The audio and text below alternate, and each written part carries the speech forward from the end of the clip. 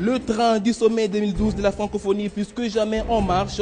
Hier, mercredi, le théâtre de Verdure à Kinshasa a vécu le lancement des activités d'environnement et d'accompagnement du 14e sommet. Une soirée marquée notamment par la présentation de l'hymne du sommet 2012. Les détails dans ce journal.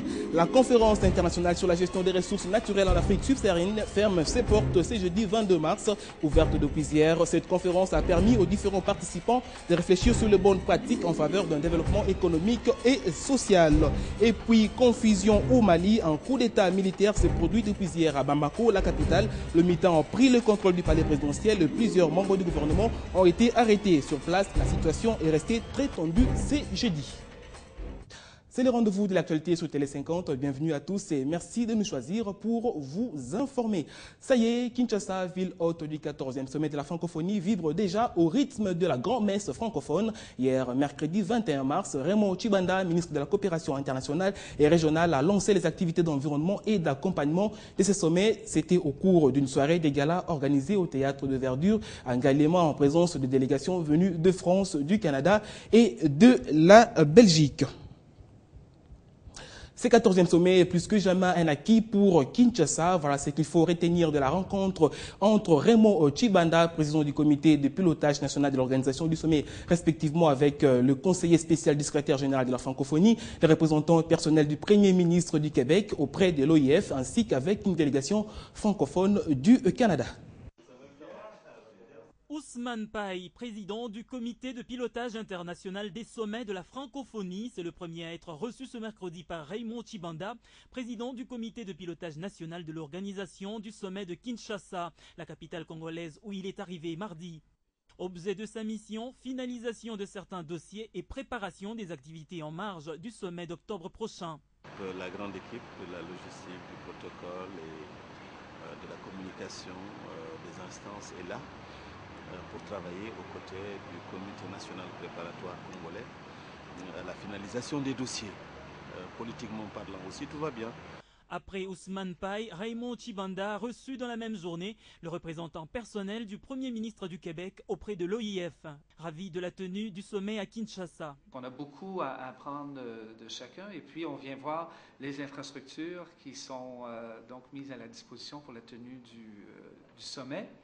On nous a parlé du village de la francophonie, du lieu où le sommet va se tenir, ensuite les infrastructures. Alors c'est ce qu'on est venu faire cette semaine en parallèle avec la mission de pilotage de l'Organisation internationale de la francophonie et également nos collègues du Canada. Québec appuie Kinshasa, mais aussi le Canada, dont le représentant du Premier ministre pour la francophonie a lui aussi été reçu ce même mercredi.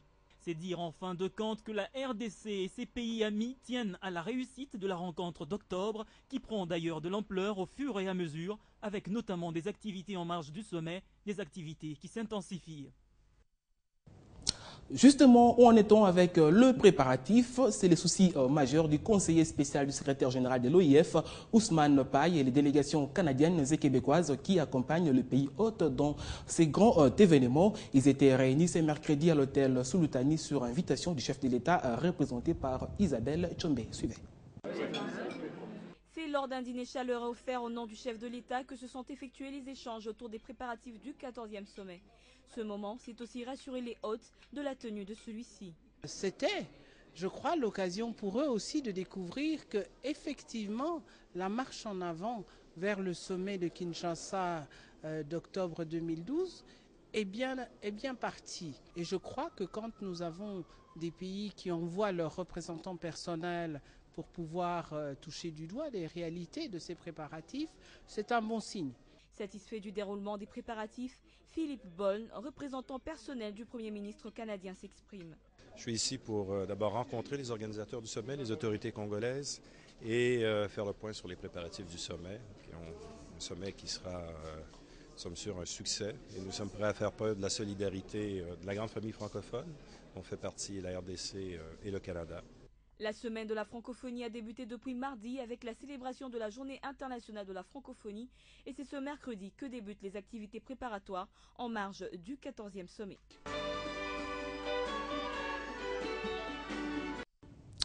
Également dans l'actualité, la conférence internationale sur la gestion des ressources naturelles en Afrique subsaharienne ferme ses portes ce jeudi 22 mars.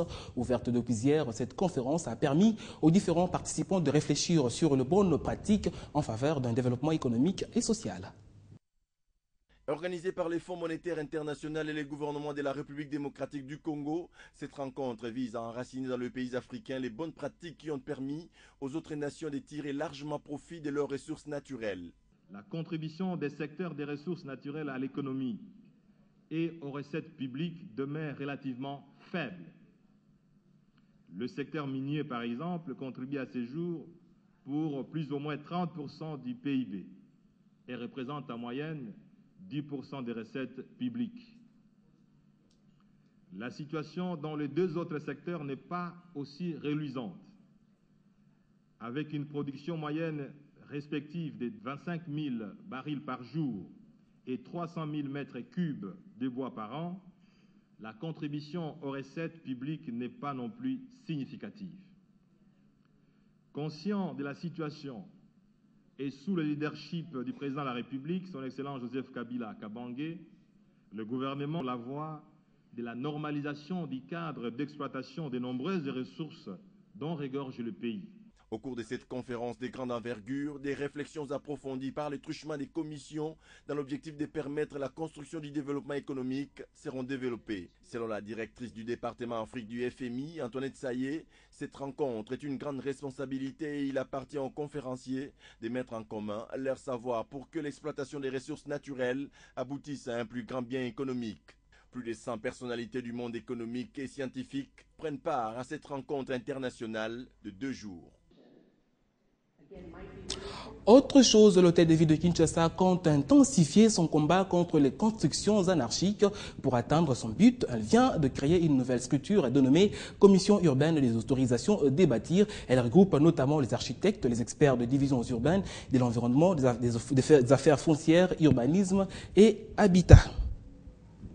Les bien-être social et viable du travailleur congolais ainsi que la promotion du genre, c'est l'objectif principal qui s'est assigné le syndicat Action qui regroupe les différentes entreprises publiques transformées en entreprises commerciales. Ce mercredi, il a réuni ses membres dans la salle de fête de la paroisse Sainte-Anne à Gombe pour relancer ses activités. Suivez. Mais quel est donc le rôle des syndicats dans cet environnement où les entreprises sont transformées ? Ceci justifie la présence de toutes les délégations syndicales des différentes entreprises commerciales à ce point de presse consacré à la relance de leurs activités syndicales. Le mouvement syndical Action n'est pas un mouvement perturbateur, plutôt c'est lui qui joue le rôle de gérer les acquis et protéger les entreprises, a tenu à préciser son président. Nous disions qu'il fallait que l'action syndicale soit menée correctement pour la santé. C'est pourquoi nous avions lancé à l'époque l'idée de la mutuelle de santé. Nous disions qu'il fallait véritablement voir comment le salarié peut-il utiliser son salaire. Selon les syndicats Action, malgré la transformation des entreprises publiques en sociétés commerciales, le comportement de certains gestionnaires n'a pas changé. C'est ici que ce mouvement préconise la révision du Code du travail.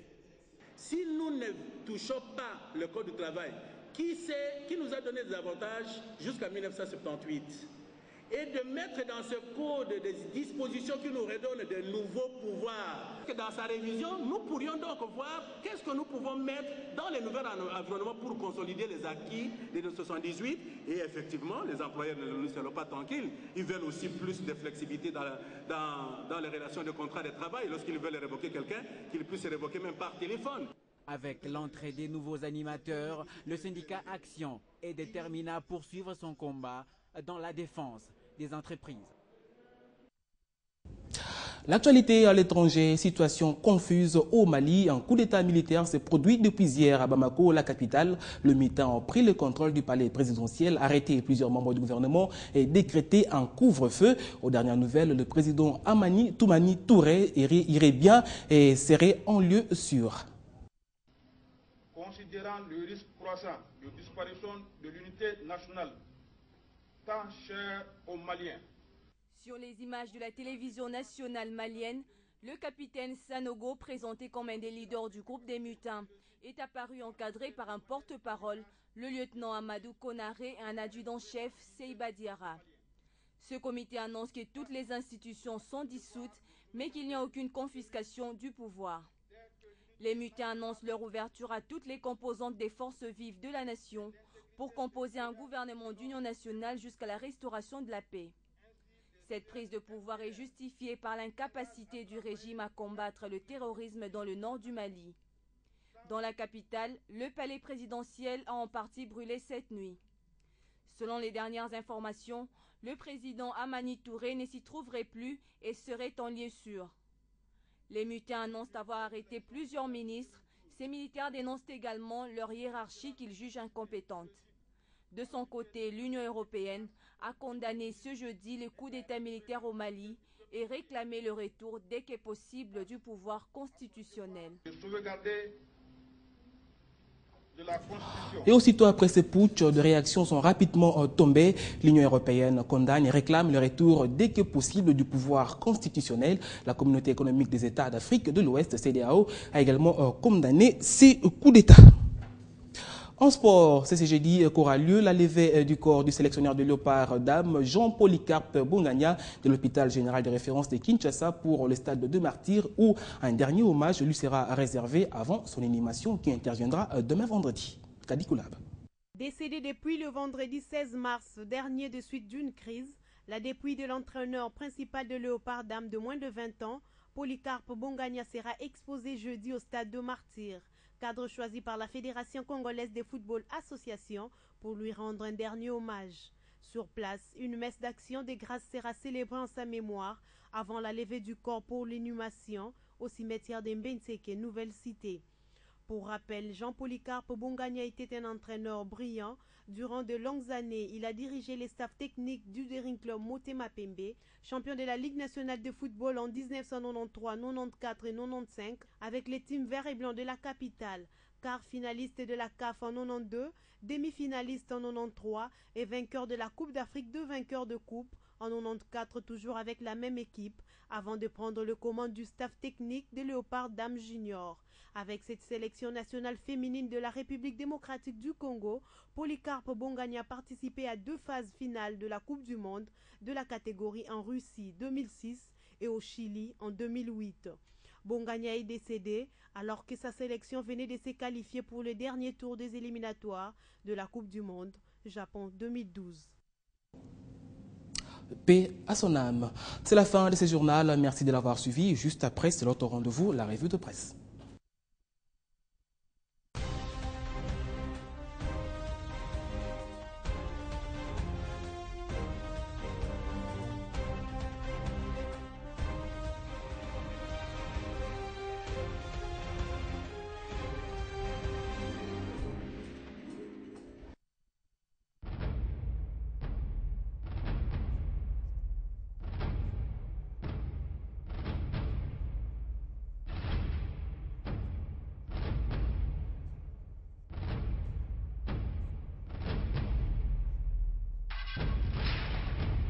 Ce journal vous a été offert par la BCDC.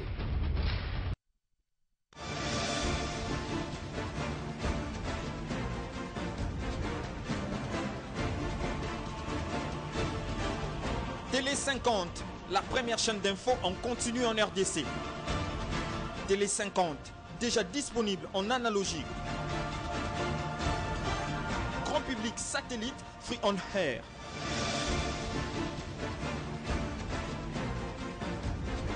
Télé 50, live sur Internet, streaming and broadcast. Télé 50, simplement congolais.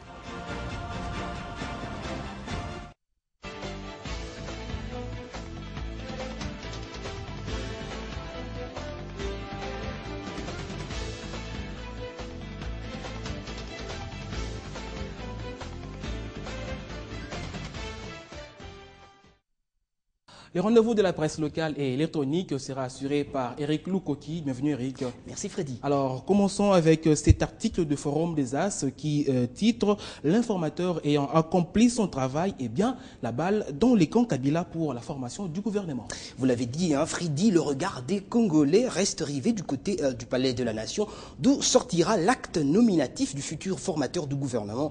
Après le record battu par Mwando Simba qui, salue Forum des As, n'aura mis que 2 semaines au lieu de 30 jours.